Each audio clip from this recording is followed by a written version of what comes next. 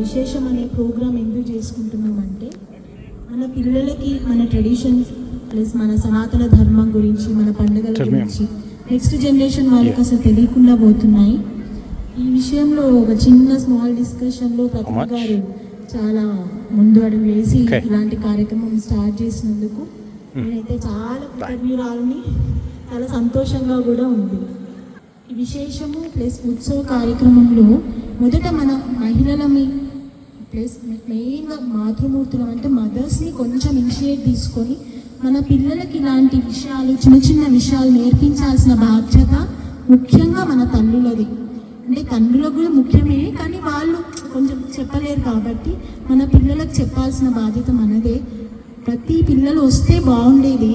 ఇలాంటి కార్యక్రమాలు ఇలాంటి పిల్లలకు తెలియాలనే ఉద్దేశంతోనే కదా ఇది స్టార్ట్ చేసింది.